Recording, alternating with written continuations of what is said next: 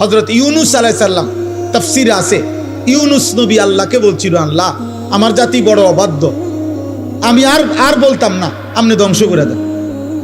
তখন তাফসীর আছে ইউনুস আলাইহিস সালামকে আল্লাহ বলছিলেন, ওই যে এখানে একটা লোক মাটি দিয়া মাটির পাত্র বানাইছে অনেকগুলো, তুমি একটু তার কাছে যাও তো। কুমার আর কি, কুমার। ইউনুস আলাইহিস সালাম ওই লোকটার কাছে গেছেন। তা আল্লাহ বলছেন, ইউনুস ওই বেটারে শুধু একটা কথা বলো, যে সে যে এই মাটি দিয়ে মাটির পাতিল বানাইছে, এরকম তার হাতের বানানো একটি মাটির পাতিল ভেঙে ফেলতে বলো, তারে ভাঙ্গে লাইতে। ইউনুস আলাইহিস সালাম বলছে, হে ভাই, আপনি আপনার বানানো এই মাটির পাতিল থেকে একটি পাতিল ভেঙে ফেলেন। তখন ওই কুমার সে বলছে, এই মিয়া, আমার নিজের হাতের বানানো মাটির পাতিল আমি ভাঙবো কেন? বোকা নাকি আমি?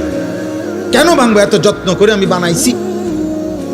আল্লাহর কসম, ইউনুস আলাইহিস সালামকে আল্লাহ তাআলা তখন ডাক দিয়ে বললেন, ইউনুস, মাটির পাতিল যে বানায়, এমন এক মানুষ যদি এক সাধারণ মাটির পাতিল নিজের হাতে বানানো ভাঙতে না চায়, আমি যারে মায়ের পেটে 9 মাস রেখে নিজের হাতে সাজাইছিলাম, আমার দেওয়া চোখ নাক কান দিয়ে আমি বানাইছি যারে, আমার সেই বান্দাকে আমি কেমনে জাহান্নাম দিই? আমি ধ্বংস করে দেব কেন? ও যদি তার মাটির পাতিল ভাঙতে না চায়, আমি আমার এমন যত্নে গড়া বান্দাকে জাহান্নাম দেব কেন? ধ্বংস করে দেব কেন? আমি অপেক্ষায় থাকি মাফ করতে। আমার বান্দা কোনোদিন যদি 1 ফোঁটা রাত গভীরে চোখের পানি ফেলে, আমি ওরে মাফ করে দেব। যদি বলে বান্দা আল্লাহ গুনাহ অনেক বেশি, আল্লাহ বলবে সমুদ্রের ফেনার চাইতেও বেশি। বান্দা বলবে না। আল্লাহ বলবে আসমান পরিমাণ উচ্চতার চাইতেও বেশি। বান্দা বলবে না। তা আল্লাহ বলবেন, বান্দা আমি তো আসমান ছোঁয়া পর্যন্ত গুনাহ মাফ করতে রাজি, আমি তো সমুদ্রের ফেনার চাইতেও বেশি গুনাহ মাফ করতে রাজি। এত সুযোগের পরেও যে বান্দা আল্লাহকে ডাকে না, সেজদা করে না, গুনাহ মাফ চায়, ঠিক আছে বদনসিব, তুমি তোমার জীবন চালাও। কে কার জন্য আটকাইবে? আপনার কারো জন্য কেউ আটকায় না। আমি আবারও বলছি, শেষ কথা, কিশোর যুবক মনে রাখো, স্বার্থপর এই দুনিয়া এত যান্ত্রিক, দুনিয়া এখন এত কঠিন বাস্তবতা যে আপন জনরাও ব্যস্ত, যার কারণে তুমি যদি নিজে নিজে নষ্ট হইয়া চরিত্রহীন হইয়া যাও, পচ্চা গইল্লা গন্ধ ছোটে, তোমারে কেউ টাইনা ধরবে, কেউ ফিরাইব, এই টাইম কারো হাতে না। আমার এই কথা এক ছেলে হলে মনে, বাস্তবতা বড় কঠিন এখন। কারণ মানুষের এখন উপার্জন দরকার বেশি। 10 টাকার পণ্য 1000 টাকা। মানুষ, আমরা আগে পুরা বাড়ি, মনে করেন আমাকে মুরব্বীরাও বলবেন, আমরাও তো ছোটবেলায় দেখছি, পুরা বাড়ি বাপ চাচা জেডা প্রত্যেকের ঘরের মানুষ যদি মিলে 30 জনও হয়, 40 জনও হয়, তো পুকুরের কোনা বাথরুম নাকি ওইখানে তো পুরা বাড়িওয়ালারা গেছে না? তাহলে আগে তো এভাবে জরুরত ছাড়ছে, কিন্তু এখন 6টা রুম 6টা বাথরুম। কথা বলে না? 4টা রুম 4টা কি বাথরুম, প্রত্যেক রুম অ্যাটাচড বাথরুম। তাহলে এই ব্যক্তির খরচ বাইরে গেল কিনা? খরচ বেড়ে গেল না? তার বিল্ডিংটার খরচ বাইরে গেল না? এখন সব কিছুতে মানুষের এখন সম্পদ দরকার বেশি, টাকা, উপভোগ। মুশরিকরা এই পাশ্চাত্য এত বেশি চাকচিক্য করে দুনিয়া আমাদের সামনে দিচ্ছে, প্রতিনিয়ত প্রযুক্তি, গতি, আরো রং ঢং, যার কারণে মানুষ বেহাল, আরো টাকা দরকার। তাহলে এখন কে কার সময় নিবে? এই জন্য বাবা আজকে 15 দিন না, আজকে 1 বছরও বাপে জানে না তার ছেলে যে 1 ওয়াক্ত নামাজ পড়ে। এবারও সময় নেই। এবার এক কথা, যা টাকা লাগে তোর মার কাছে রাখতে গেছি, টিহা নিস, পেটের বুক লাগলে ভাত খেয়ে যাইস। এবার তোর মতো করে তুই বড় হ আব্বা, তুই মানুষ হ, নইলে জানোয়ার হ, নয় নারী দেখ, নয় ছবি দেখ, নয় জিনা কর, বেবিচার কর, মদ খা, নয়তো জুয়া খেল, অসৎ বন্ধুদের সাথে, তোর চুল তোর মতো, তোর চেহারা তোর মতো, কিসের আল্লাহ, কিসের খোদা, কিসের নবী, কিসের রাসূল, তোর মতো তুই চা। কারো হাতে সময় নেই, কারো হাতে সময় নেই। এই হলো মূল বিষয়। আগে আমরা মনে আছে দুপুর 2টা বাজে গেছে, নানার বাড়িতে বেড়াইতে গেছি, তো এখনো ভাত খাইতে যাই নাই, ছোট মামা আইছে, বড় মামার বড় ছেলে, মামতো ভাই উনি আইছে, ছোট্ট মামতো ভাই একজন আইছে, সবাই খুঁজে দৌড়াদৌড়ি, হ্যাঁ তাড়াতাড়ি ভাত খাইতে যাইতে বলছে। আর বাড়িতে গেছি, আর সবাই মিল্লা দমকানে দুষ্ট হয়ে গেছে, 2টা বাজে গেছে, অন্য ভাত খাইতে আইও না। তাইলে কথার কথায় সবাই টেনে ধরছে, আজ আর টেনে ধরার কেউ নাই। ফলে সংখ্যাগরিষ্ঠ ছেলে পেলে নষ্ট হওয়ার পিছনে অভিভাবকের এই গাফলতি আর খামখেয়ালি প্রচন্ডভাবে দায়ী, যার কারণে ছেলেদের অধিকাংশের আপনি দেখেন, এখানে আপনি ছেলেগুলোর দাঁড় করায় দেখেন, জিজ্ঞাসা করেন বাবা তোমার চুলটা কার মতো, সে বলতে পারবে না। একটা ছেলেকে বলেন যে বাবা তুমি আজকে সারা দিনে যে পেশাব করছো, পানি নাও নাই, টয়লেট পেপার ব্যবহার করো নাই কেন? আর এটা তুমি কি একবার কুত্তা দেখছো যে কুত্তার সাথে মিলে নাকি মানুষের সাথে মিলে? তুমি একটাবার দেখো।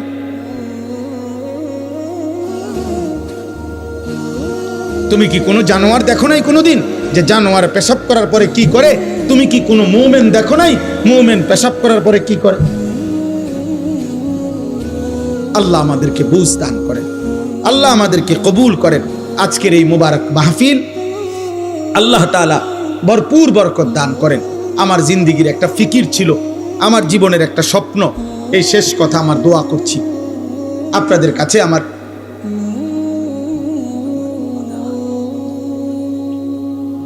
আমাদের প্রত্যেকেই, আমার একটা জিন্দেগির ইচ্ছা আকাঙ্ক্ষা, আমরা প্রত্যেকেই যেন আলহামদুলিল্লাহ এই কিশোর নওজোয়ান মুসলমানের সন্তান, এরা যেন আল্লাহমুখী হয়, আখিরাতমুখী হয়। আপনাদের রাত গভীরে অভিভাবকদেরকেও আমি বললাম, আপনারা যারা আসছেন কষ্ট করে, ছেলেরা যারা আয়োজন করেছেন, আল্লাহ আপনাদের সবাইকে ভালো রাখেন, কবুল করেন, বলেন আমিন, বলেন আমিন। কিশোর যুবক ভাই, তোমরা যারা 30 বছরের নিচে, তোমাদের কাছে আমার বিশেষ অনুরোধ, আল্লাহর ওয়াস্তে নামাজ পড়ো, ফজরের নামাজ পড়ো। এমন সুন্দর জীবন রাত, এমন সুস্থ সবল যৌবন আমার আব্বা নষ্ট করে দিও। হয়তো কেউ বলবে না, হয়তো কেউ ফেরাবে না, একদিন তুমি কোথাও না কোথাও থামতে হইবে, একদিন তোমাকে স্টপেজ দিতে হবে। বাস যত দ্রুত গতিতেই চলে তার একটা অবশ্যই স্টপেজ আছে, বিমান যত দ্রুত গতিতেই চলুক তার একটা গন্তব্য আছে, একখানে না একখানে থামতে হবে। হয় ফুয়েল শেষ হয়ে যাবে, আর নয়তো কল কবজা দুর্বল হয়ে যাবে, থামতেই হবে বাপ, আজ না হোক কাল। সেই থামার পরে 40 বছর পরে, 60 বছর পরে, কিংবা কবরে যদি পিছন দিকে তাকায় দেখি নেকি বলতে কিছু নাই, গুনার কোনো শেষ নাই, কি হবে তখন? আখির কি হবে তখন? কবর। এজন্য চলো নিয়ত করি, আমরা ইনশাআল্লাহ নামাজ পড়ব।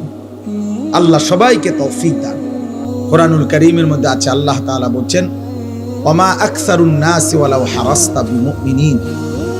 সূরা ইউসুফের মধ্যে আছে, নবী সাল্লাল্লাহু আলাইহি সাল্লামকে আল্লাহ বলছেন, আপনি যতই চেষ্টা করেন, যতই আবদার করেন, আপনি যত আকাঙ্ক্ষাই করেন, অধিকাংশ লোক ঈমানদার হবে। আল্লাহ বলছেন অধিকাংশ লোক ঈমানদার হবে না। আল্লাহর ফয়সালা এটা।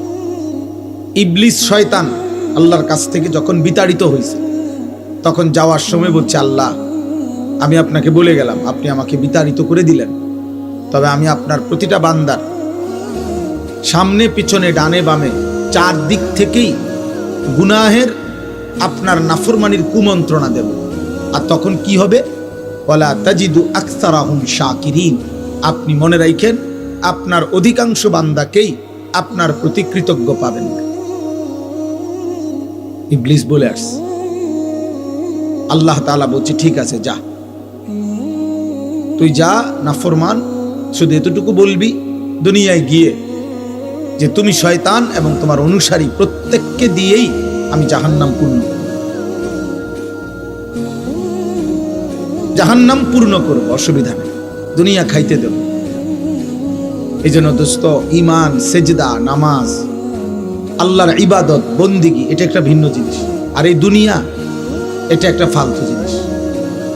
অর্থ, বিত্ত, মাল, দৌলত, ক্ষমতা, প্রভাব, প্রতিপত্তি, টাকা পয়সা, দুনিয়া ভোগ করা, এতটুকু একদম মামুলি বিষয়।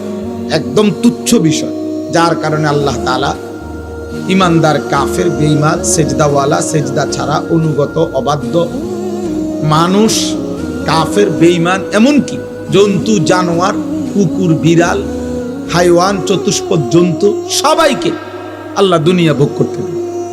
খাল্লি বাল্লি এগুলা কোনো বিষয় না, যে যা দুনিয়া ভোগ করে। আল্লাহ বাদশার অনেক কিছু এমনও বেহুদা পড়ে থাকে। আল্লাহ তাআলা বলছে দুনিয়া আমার কাছে কিছুই না, কিছুই না। এই জন্য কেউ যদি কল্পনা করেন, দেখবেন যে দুনিয়া মাটির উপরে আমরা খাই, আপনি ওই আরেক দিকে তাকাইলে দেখবেন এই মাটির উপরে কুকুরও খায়। বিয়া বাড়িতে যেখানে প্যান্ডেলে বইয়া মানুষে ভাত খায়, দেখবেন ওই আরেক পাশে প্যান্ডেলের বাইরে কুকুরও তার খাবারই খায়। হাড্ডি তারই খাবার, যার খাবার যেটা সে ওইটাই খায়। অতএব দুনিয়া খুব পাইলাম, এটা আহামরি কিছু। দুনিয়া আল্লাহ তাআলা একদম তুচ্ছ করে দেখাইছেন, আখিরাত মহান করে দেখাইছেন। যিনি সৃষ্টি করেছেন তিনি এমনটা করেছেন, আপনার আমার কিছু করার নেই। কোম্পানি বলছে এটা 2 নম্বর, কোম্পানি বলছে ওইটা 1 নম্বর, কোম্পানি বলছে এটা ধোঁকা, কোম্পানি বলছে ওইটা আসল। তো আপনি কি করবেন? দুনিয়া আখিরাত উভয়ের সৃষ্টিকর্তা আল্লাহ। তো যিনি সৃষ্টিকর্তা তিনি বলছেন দুনিয়া ফালতু। ওমাল হায়াতুদ দুনিয়া ইল্লা লাইবুন ওয়া লাহবুন, আল্লাহ বলছে দুনিয়ার জীবন আর কিছুই নয়, শুধুই খেলাধুলা এবং তামাশা। আল্লাহ কোরআনে বলছেন ওমা হাদিহিল হায়াতুদ দুনিয়া ইল্লা লাহবুন ওয়া লাইব, দুনিয়ার জীবন আর কিছুই নয়, শুধুই তামাশা, শুধুই খেলাধুলা। আল্লাহ তাআলা কোরআনুল কারীমে বলছেন ওমাল হায়াতুদ দুনিয়া ইল্লা মাতাউল গুরুর, দুনিয়ার জীবন শুধুই ধোঁকা। আল্লাহ বলছে, এই কথাটা বারবার বলছে, দুনিয়ার জীবন শুধুই ধোঁকা, ধোঁকা, গুরুর, গুরুর, ধোঁকা। এখানের হাসিটাও ধোঁকা, এখানের কান্নাটাও ধোঁকা। যে এখন হাসে ও বাচ্চার মতো, দেখেন একটু পরে কাঁদে। যে বাচ্চা কাঁদে একটু পরেই একটা চিপস দিলে ও আবার হাসবে। এই জন্য দোস্ত, দুনিয়া ধোঁকা। এখানে আলোর পিছনে অন্ধকার আছে, এখানে রোদের পিছনে বৃষ্টি আছে। অতএব বারবার এই কথা কোরআন কারীমের মধ্যে আছে। মানে আমার কথা হলো এই কথাটা বুঝানো যে আল্লাহ দুনিয়াকে তুচ্ছ করে দেখাইছে, আখিরাতকে মহান করে দেখাইছে। আল্লাহ তাআলা বলেন ওয়ালা দারুল আখিরাতু খায়রুল লিল্লাযিনা ইয়াত্তাকুন, আখিরাতের ঘর জান্নাতি হচ্ছে মুত্তাকিদের জন্য উত্তম। ওয়া ইন্নাদ দারাল আখিরাতা লাহিয়াল হায়াওয়ান, আল্লাহ বলেন আখিরাতের ঘর জান্নাতি হচ্ছে জীবন, বেঁচে থাকার সার্থকতা। আল্লাহ তাআলা বলছে দুনিয়া, আল্লাহ তাআলা বলছে গুরুর, ধোঁকা।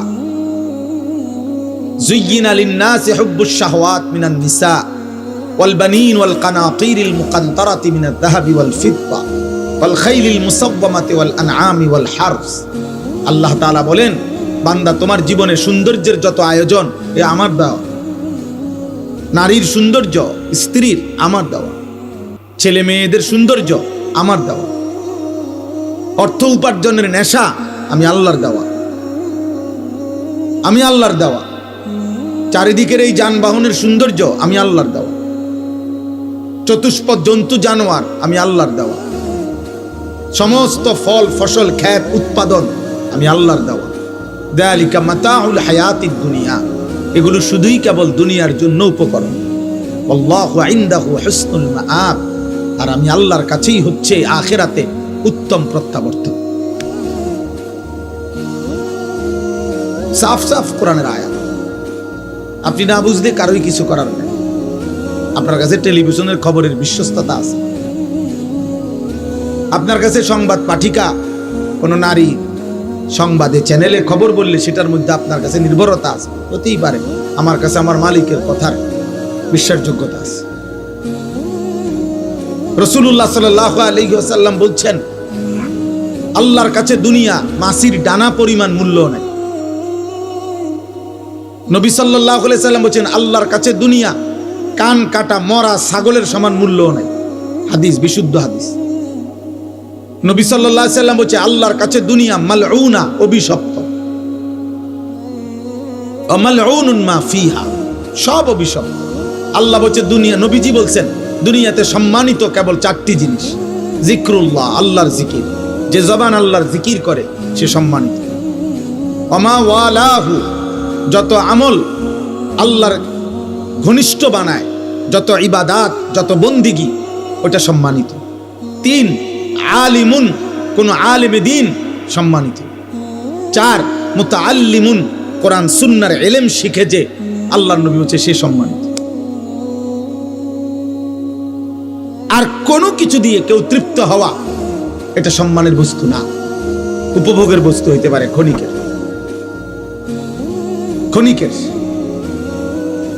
বাকিটা ক্ষণিকের। জাহারাতাল হায়াতিদ দুনিয়া, কোরআনুল কারীমের মধ্যে আছে, আল্লাহ তাআলা নবীজিকে বলছেন ওয়ালা তামুদ্দান্না আইনাইকা ইলা মা মাত্তানা বিহি আজওয়াজাম মিনহুম। আল্লাহ বলছে বন্ধু, চারিদিকে আমি দুনিয়ার যা কিছু দিয়েছি, কোনো কিছু দেখে আপনি চোখ বড় করে তাকাবেন না। বাপ রে, কিতারে এটা বিল্ডিং, আরে সুবহানাল্লাহ, গাড়ি নি কতইব দাম চাই আন্দাজ 80 লাখ না বেটা, 1 কোটি।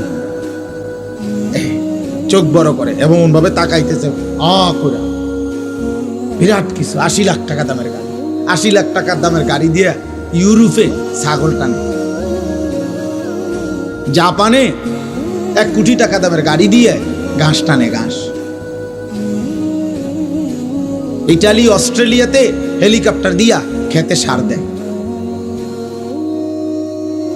হ্যাঁ, আমার পরিচিত ঘনিষ্ঠ একজন এই বাংলাদেশের প্রবাসী অস্ট্রেলিয়া থাকে, উনি সার দেয় খেতে এই হেলিকপ্টার দিয়ে। ওনার চাকরি এটা। ওনার আমি জিজ্ঞাসি আপনি কি করেন? পাবি হেলিকপ্টার দিয়ে সার দেয়। আমরা বাংলাদেশে হেলিকপ্টার দিয়ে সার দিব কোন বছর? এই 12 তারিখের পর, 13-14 তারিখের দিকে। দেখে প্রত্যেকের বাড়িতে অটো উড়াইয়া নিয়া সরকারি ভাবে হেলিকপ্টার দিয়ে যাবে। উন্নয়নের জোয়ারে সকলেই আশা করা যায় হেলিকপ্টার দিয়ে সার দিতে পারবে।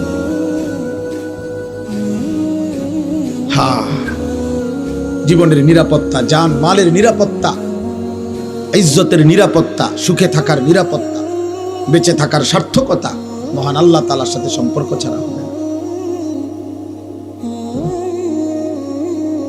হবে না আব্বা। এখন একটি সমাজের মধ্যে একটি মসজিদকে কেন্দ্র করে মনে করেন একটা মসজিদ, এই মসজিদটা কমপক্ষে মনে করেন 50 ঘর মানুষের মসজিদ ধরে নেন, 50 ঘর মুসলমানদের মসজিদ এটা। তাইলে 50 ঘরে যদি পুরুষ ধরে নিলাম 5 জন করে, 250 জন, কথার কথায়, তাহলে 250 জন পুরুষের জন্য ধরেন এই মসজিদটা। আপনি দেখেন তো আজ 2026 সালের আজকে 25 জানুয়ারি, আজ পর্যন্ত দেখেন ফজরের নামাজে মুসল্লি কয়জন?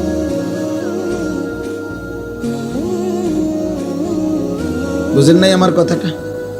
সুখ আসবে কোত্থেকে? সুখ আসবে কোত্থেকে? সীমাবদ্ধ উপার্জন যার হাতে, সে সুখ দিবে কোত্থেকে? যিনি আপনার রাষ্ট্র চালাবে ওনারও তো টাকা সীমাবদ্ধ,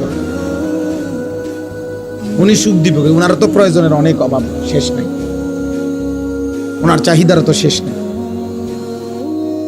তাহলে সুখ শান্তি অবারিত তো দিবে তিনি, যার কাছে হিসাব, যার কাছে শেষ নাই, যার কাছে কমতি নাই, ঘাটতি নাই, তিনি তো আল্লাহ। এখানে যে মনে করেন এখানে যদি 500 ছেলে হয়, আপনারা একজন চাচা আল্লাহর ওয়াদ দোহাই তারাইয়া দেখেন, এখানে যদি 500 জন ছেলে হয়, এখন বসা কমপক্ষে 450 জন 1 ওয়াক্ত নামাজ পড়েন। এই বেনামাজি অসভ্য বেয়াদব যে সমাজে প্রতিদিন বেড়ে উঠছে, চলতেছে, এ জাতির সুখ আসবে কেমন? এ কারাকারিয়ে চলবে, কামড়া কামড়িয়ে চলবে, কামড়া কামড়িয়ে চলবে, ধাক্কা ধাক্কিয়ে চলবে, ঠেলা ঠেলিয়ে চলবে। সুখ এখনো অনেক দূর। আমার যুবক, তুমি বলো নাই তো, সারাদিনে একটি সেজদা যার কপালে জোটে নাই আব্বা, 365 দিনে কোনদিন খোদার 1 বছরে ফজরের নামাজ পড়ো নাই, তুমি মুসলমানের বাচ্চা হইছো কেমনে? তুমি মায়ের পবিত্র দুধ, যে মা 2 বছর দুধ পান করাইছে, তার কি বদলা দেবে? তোমার সৃষ্টিকর্তা আল্লাহ, তাকে তুমি কি দিলা? তোমার নবী সাল্লাল্লাহু আলাইহি সাল্লাম 23 বছরে চোখের পানি ফেলছেন, তার বদলা কি দিলা আজকে সারাদিন? এই নারী, ছবি, মোবাইল, অশ্লীল দৃশ্য, এই বেনামাজি জিন্দেগি, কাফের মুশরিকদের এই অনুসরণ, চুল, চেহারা, লেবাস, পোশাক বেঈমানদের মতো। আর সুখ পর দিবে আল্লাহ। বিয়ের শুরুর থেকে গায়ে হলুদ, বেঈমানের অনুসরণ। 70,000 টাকার গেট, বেঈমানের অনুসরণ। বিয়ার গাড়িটা ফুল দিয়ে সাজানো, বেঈমানের অনুসরণ। সবগুলো পুরুষ মহিলাকে একই হাইসে 12 জন 14 জন করে বেড়া বেড়ি বয়াই দিল, এটা বেঈমানের অনুসরণ। একই প্যান্ডেলের ভিতরে নারী পুরুষ সবাই মিল্লা যে যেদিক দিয়ে পারলো খানা খাইলো, এটা বেঈমানের অনুসরণ। মেয়েটাকে সাজাইতে গিয়ে বরের পক্ষের না হয়তো 50টা ছেলে বারবার ভিতরে ঢুকা ভিডিও করছে, ছবি উঠাইছে, এটা বেঈমানের অনুসরণ। মেয়েটাকে যখন ছেলেটার হাতে তুলে দেয়, জামাইয়ের হাতে, চারিদিকের কমপক্ষে 10 ঘরের ভাবি, চাচিরা আইসা ছেলেটার হাতে তুলে দিছে, এটা সম্পূর্ণভাবে হারাম, নাজায়েজ। এই মহিলারা তো তার জন্য পর্দা করা ফরজ, তাহলে এটা বেঈমানের অনুসরণ। 3 দিন ধরে ডেকসেট বাজলো, এই বাড়িতে গান বাদ্য হইল, এটা বেঈমানের অনুসরণ। মালিকের এতগুলো নাফরমানি করে এই নাফরমান অভিভাবক এবার একজন হুজুর রে বলতেছে, হুজুর দোয়া করে দেন, খাস করে আল্লাহ যেন বরকত দেয়। আরে জালেম, এতগুলো আল্লাহর নাফরমানি করে তোর আল্লাহ তোকে কি বরকত দিত? বরকতটা কোন জায়গা দিয়ে দিত? কোথায়? কি ডেকসেটে বরকত দিত, না গেইটে, না বিয়ার গাড়িতে, না প্যান্ডেলের ভিতরে? মানে বরকতটা দিত কোথায় বলেন? একজন বাবা বলেন, প্রতিবাদ করেন, ইনসাফ করেন।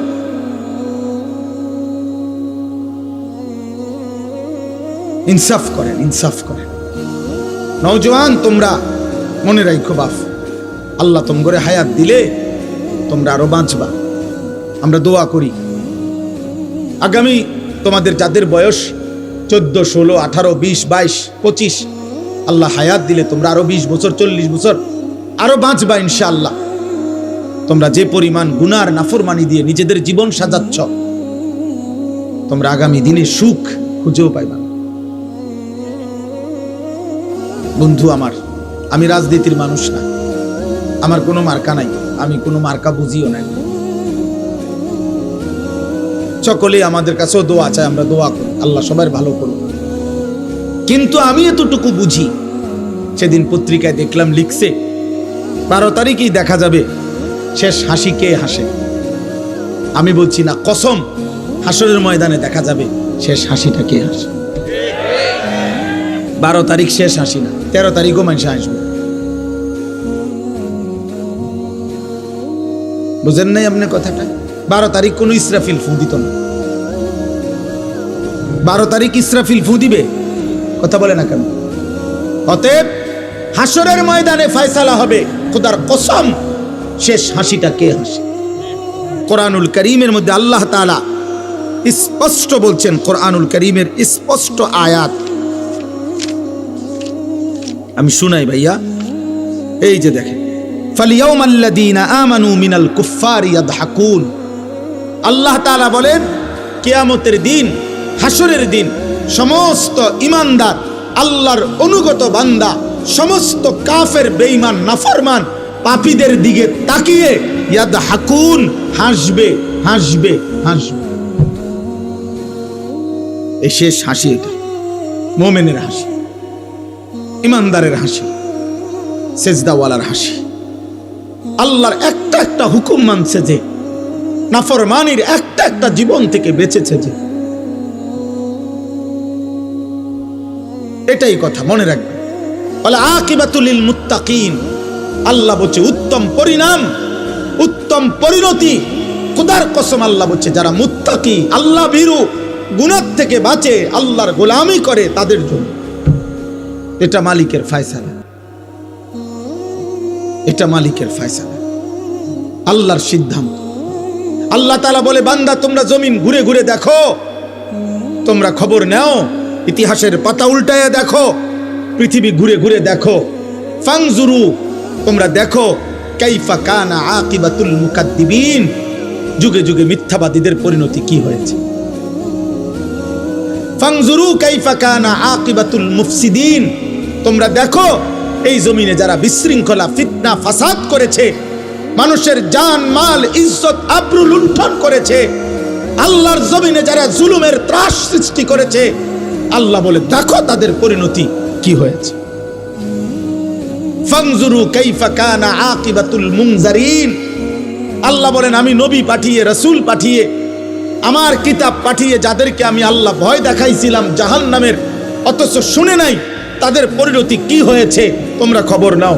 ইতিহাসের পাতা উল্টাও, পৃথিবীর মধ্যে খবর নাও। এভাবে অনেক আয়াত আছে কোরআনে, তোমরা খবর নাও বান্দা ফেরাউনের কি হয়েছিল,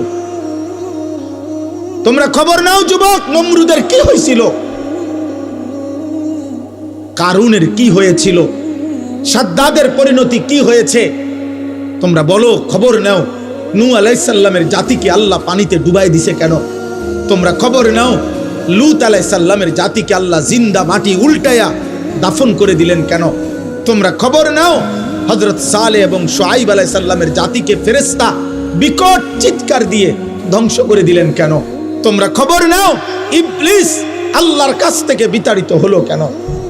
হায় যুবক, এটাই বারবার খবর আসবে, প্রতিটা মিথ্যা, প্রতিটা জুলুম, প্রতিটা অন্যায়, প্রতিটা চুরি, প্রতিটা ডাকাতি, প্রতিটা জিনা, প্রতিটা ব্যভিচার, প্রতিটা মদ, প্রতিটা জুয়া, প্রতিটা অসভ্যতা, উলঙ্গতা, বেহায়াপনা, অশ্লীলতা, বেপরদিগি, বেহায়াপনা, কুফর, শিরিক, সমস্ত নাফরমানির বদলায় যুগে যুগে ব্যক্তি, সমাজ, জাতিকে আল্লাহ তাআলা বারবার বারবার ধ্বংস করে দিচ্ছে।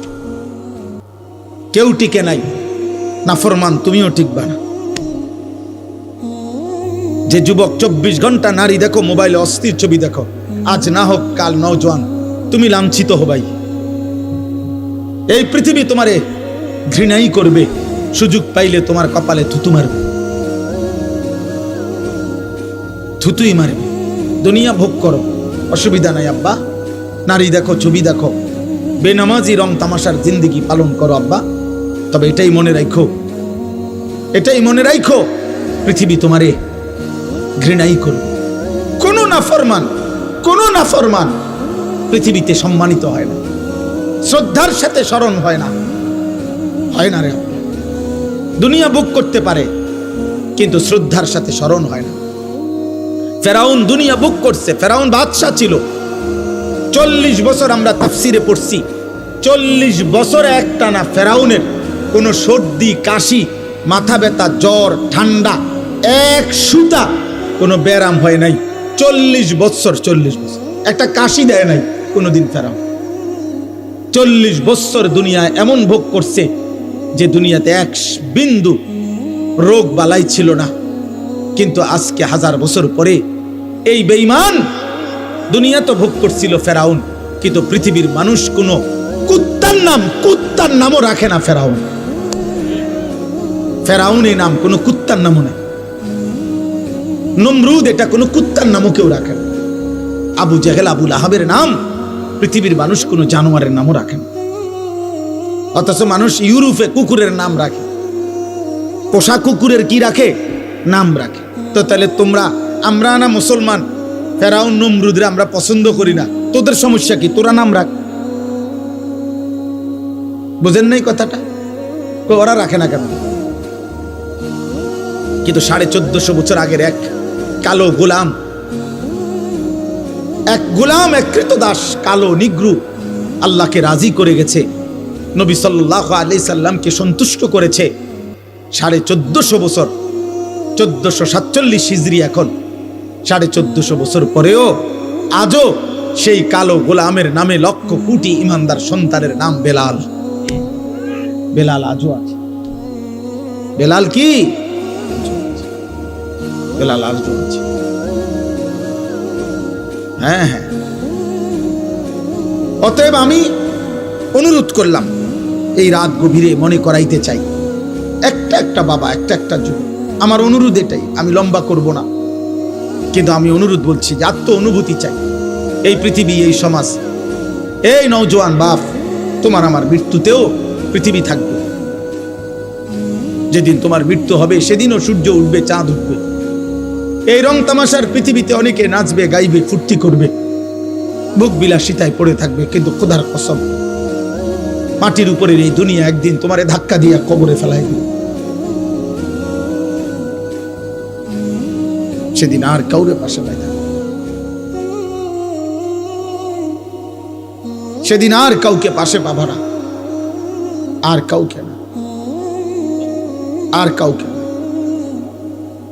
আল্লাহ তাআলা, নবী সাল্লাল্লাহু আলাইহি সাল্লাম বলছে, আমার উম্মত শুনো, আমি নিজে হাদিসে পড়ছি বাবা, নবীজি বলছে প্রত্যেকটা পাপী নাফরমান তাকে যখন লাশের খাটের মধ্যেও চড়ানো হয়, তখন কান্দে নিলে, কবরস্থানের দিকে রওনা দিলে, প্রত্যেকটা পাপী নাফরমান তওবা না করে যার মৃত্যু হয়েছে, কবিরা গুনার মধ্যে লিপ্ত ছিল, পাপে, কুফরে, শিরিকে, নাফরমানিতে, মদে, জুয়ায়, চুরি, ডাকাতিতে, হারাম উপার্জনে, বেহায়া, বেপরদিগী নারী, আল্লাহ রাসূল সাল্লাল্লাহু আলাইহি সাল্লাম বলে যখন কবরস্থানের দিকে তাকে রওনা দেয়, সে এমন বিকট চিৎকার করে, চিল্লায়, আর বলে, ইয়া ওয়াইলাহা ইলা আইনা তুকাদ্দিমুন, এ আমার স্বজনরা, আফসোস, তোমরা আমারে কই নিয়ে যাচ্ছ, কেন নিয়ে যাচ্ছ? আল্লাহর নবী সাল্লাল্লাহু আলাইহি সাল্লাম বলেন, হে আমার উম্মত, আল্লাহর সমস্ত সৃষ্টি একমাত্র ইল্লাস সাকালাইন, মানুষ এবং জিন ব্যতীত আল্লাহর বাকি সৃষ্টি এই বেঈমান, এই নাফরমান পাপীর চিৎকার শুনতে পায়। আল্লাহর নবী বলেন, যদি কোনো মানুষ, পৃথিবীর সমস্ত মানুষ যদি একসাথে এক মাঠে দাঁড়ানো অবস্থায় ওই নাফরমান শুধু কবরের দিকে যাওয়ার সময় যে চিৎকার দেয়, আল্লাহর কসম, নবী বলছে, যদি ওই চিৎকার শুধু পৃথিবীর সব মানুষ একবার শুনতো, তো সমস্ত মানুষ চিৎকার দিয়া বেহুশ হইয়া পড়ে থাকতো, আর এরপরে কোনোদিন কোনো মানুষ কারো লাশ কাঁধে নিত না। তুমি খামখেয়ালি মনে করছো, তোমরা অনেক ছেলে বাবা অনেক বেশি খামখেয়ালি করো। এত কম বয়সে মুসলমানের বাচ্চা এত দুষ্ট হয় না। 14-16 বছরে, 18 বছরে এক একজনে চেহারা দেখলেই বোঝা যায়। এই পরিমাণ নারী দেখে ফেলছো, এই পরিমাণ উলঙ্গ ছবি দেখে ফেলছো, এই পরিমাণ জিনা ব্যভিচারের অসভ্যতার নোংরামি মোবাইলে দেখে ফেলেছ, হতে পারে অচিরেই বিবাহিত জীবনে আর সুখ মিলবে না। আমি শত শত শত শত যুবকের ব্যক্তিগতভাবে দুঃখের কাহিনী, আহাজারি, আমি 1000 কোটি টাকার মালিকের আহাজারিও দেখছি। 1 কোটি 10 কোটি না, 1000 কোটি টাকার মালিক বলছে, হুজুর, কলিজা জড়ায়া কাঁদা অঝরে কাঁদছে, বলছে, হুজুর, আমি জানি আমার স্ত্রী অন্য পুরুষের সাথে রাত কাটায়, কিন্তু আমার ওইটুকু হিম্মত নাই বলার।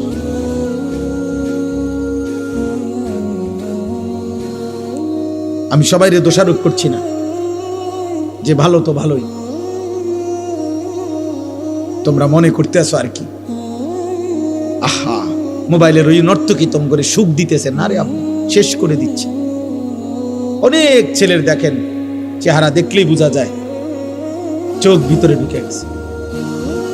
এত কম বয়সে বাবা চেহারা এত কালো হওয়ার কথা, এত কম বয়সে আরেকটু ডর ভয় থাকার কথা। ওই দেখেন ওইখানে ছেলেরা হাসতেছে, মানে ওরা ওদের ফাজলামি করতেছে, দেখছেন? ওই দেখেন, কে বলবে ওদেরকে, কে ফিরাবে? কেউ নাই। আরে তাকায় না, লাভ কি?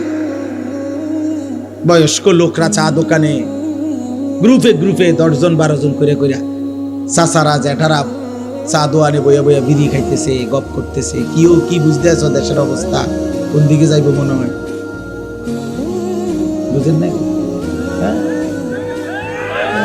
গপ মারতে আছে, বুদ্ধি দিতে আছে, বুদ্ধি দিতে আছে অনবরত। চা বেচতে আছে, চা দোকানদারে কয়, যা মাশাআল্লাহ, আপনার মতো বুদ্ধিজীবী থাকতে আমার দোহান আল্লাহর রহমতে রমরমা। দোকানদারে কবে যা পাই তারও 10,000 ইট আনা বিল্ডিং এর কাম দাও। কারো জাতির শ্রেষ্ঠ মাতা বয়স্ক বুদ্ধিজীবী এখানে আসে প্রতিদিন। এই বেহুদা কথা, ফালতু আলাপ। চোখের সামনে একটা ছেলে নামাজ পড়ে না, চোখের সামনে মেয়েগুলো বেপর্দা চলতেছে। আহা, বয়স্ক মানুষ তো এতটুকু বলতে পারে যে আমাদের কোনো করণীয় আছে কিনা। 10 জন মুরব্বীতে কমপক্ষে দূর কইতে তো পারে, কমপক্ষে ও আমগো কিছু করার আছে নি, আমরা কিছু করতে পারি কিনা, কারো কোনো মাথা ব্যথা। এমনি জাতি টিকবে না, মনে রাখেন। আমি এই জন্যই বললাম, আমি পরিষ্কার বললাম, সুখ এখনো অনেক দূরে, আল্লাহ শান্তি স্বস্তি নিরাপত্তা অনেক দূরে। বাপ আল্লাহ তাআলা ওয়াদা দিছে, বান্দা তুমি আমার ঈমান আমল বুঝায় না দিলে আমি ঈমানদারের শান্তি দেব না। আমরা মুসলমান, একটা গুরুত্বপূর্ণ কথা মনে রাখবেন, আমাদের চাইতে দুনিয়াতে কাফের বেঈমান হইতে পারে আমাদের চাইতে বেশি সুখে ভোগ করছে, কারণ ও কাফের, ওরে আল্লাহ সিদ্ধান্তই দিছে আমি বেঈমানকে দুনিয়া দেব অল্প কতক্ষণ। এই যে দেখেন, এই বেয়াদব দেখেন, এই যে এই দেখছেন, দেখছেন ভাইয়া, তুমি চলে যাও আব্বা, রাত অনেক হয়েছে আব্বা, যাই ঘুমাও। অথবা বাইরে কতক্ষণ মোবাইল টিপো, তোমার কষ্ট হইতেছে বাবা, এটা তো একটা শরীর, তো কতক্ষণ মোবাইল না টিপা থাকবে, তোমার তো একটা জান, বুঝো না? এত বেশি দিন মেয়াদ থাকবে না মোবাইলে, এমবির মেয়াদ থাকবে না। তুমি চাইয়ে লাও, যাও বাবা, উঠো। তুমি আমার চেনো না হয়তো, আমি শুরুতেই বলছি না আমি সাংঘাতিক মানুষ। আমি কসম করে বলি, আমি দিল থেকে এটা বিশ্বাস করি যে আমি একজনকে বললেও আমার কোনো অসুবিধা নেই। আমি একজনকে বললেও, আল্লাহর কথা একজনকে বললেও নেকি হয় কিনা, তো আমার নেকি দরকার। আমি তো বললাম আমি ভোটে দাঁড়াইছি না, তো আমি এত সমর্থন দিয়ে করবো কি? আমার ব্যাপক জনসমর্থন দরকার নাই, তো আমি তো ইলেকশনের প্রার্থী না। আমি সেই আনিসুর রহমান যে 4 জন শ্রোতার সামনে 2.5 ঘন্টা 3 ঘন্টা বয়ান করছে, 4 জন 10 জন, কোনো অসুবিধা নাই। এটা তো বড় বিষয় না রে ভাই। কোনোভাবেই তোমরা, আমি এটাই বলতে চাই, কোনোভাবেই তোমাদের দিলে কাজ করছে না, বিবেকে কাজ করছে না। এত কম বয়সে এত সাহসী হওয়া আল্লাহর নাফরমানির উপরে, মাত্র 16 বছর, অথচ 1 ওয়াক্ত নামাজ পড়ো না মুসলমান, অথচ পরিচয় দাঁড়ি, এত বড় গাদ্দার কেমনে হইলা? আমার রীতিমতো অবাক লাগে। মাত্র 18 বছরে সে সারা রাত সারাদিন মোবাইলে নারী ছবি দেখে, এত বড় হিম্মত! এই মানুষরূপী জানোয়ার, এত বড় জানোয়ার কেমনে হইল আমি এটা বুঝি।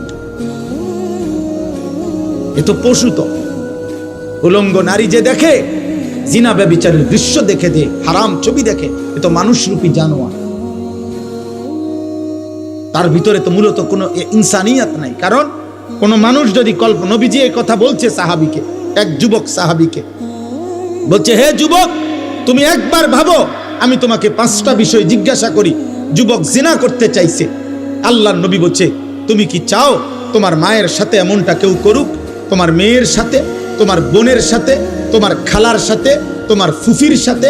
আল্লাহর কসম, সাহাবীর এই যুবক সাহাবী 5 বার চিৎকার দিয়া বলছে, লা লা ইয়া রাসূলুল্লাহ, আমি বাইচা থাকতে, রক্ত থাকতে আমি আমার মার সাথে কেউ ব্যভিচার করুক, বোনের সাথে, মেয়ের সাথে, আমার ফুফির সাথে, আমার খালার সাথে, আমি এটা চাই না, আমি চাই না। আল্লাহর নবী সাল্লাল্লাহু আলাইহি সাল্লাম বললেন, তাহলে তুমি যার সাথে অসভ্যতা করতে চাচ্ছ সে তো কারো মা, কারো বোন, কারো ফুফি, কারো খালা, কারো মেয়ে। তুমি একটা যুবক যদি মানুষের বাচ্চা হও, রক্তে যদি মানুষের রক্তে থাকে, তুমি বলো বাবা, মোবাইলে যে নারী দেখো, হ্যাঁ, অশ্লীল ছবি দেখো, তোমার মাকে এমন কেউ দেখুক? কথা বলে না। তোমার মাকে বিবস্ত্র দেখুক কেউ? তোমার বোনকে কেউ উলঙ্গ দেখুক? তুমি মেনে নিবা? মানুষের রক্ত থাকলে মেনে নিবা তুমি এটা? তো তাহলে সে কি কারো মা না? সে কি কারো বোন না? তুমি যাকে দেখছো,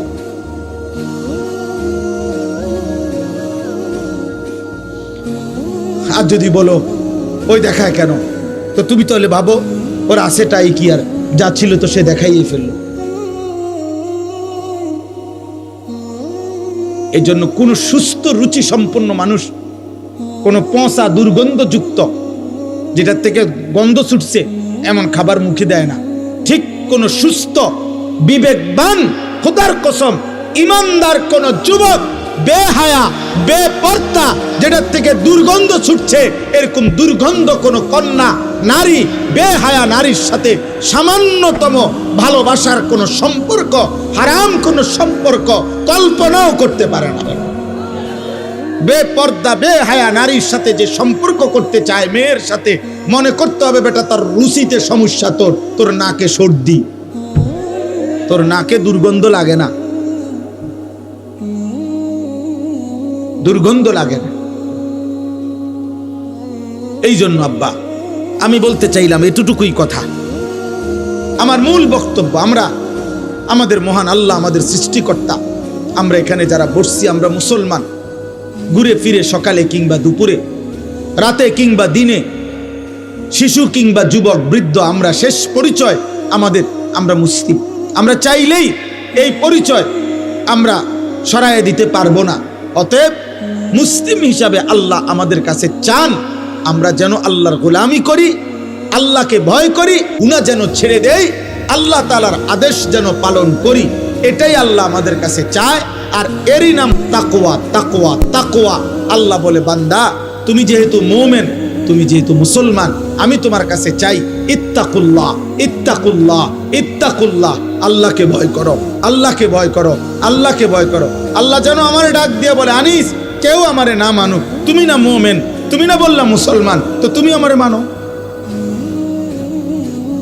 কেউ আমারে সেজদা না দো, তো তুমি না বলছো তুমি মুসলমান, তুমি না বললা তুমি লা ইলাহা ইল্লাল্লাহ মানো, তুমি না বললা তুমি মুহাম্মাদুর রাসূলুল্লাহ মানো, তো তুমি সেজদা দাও।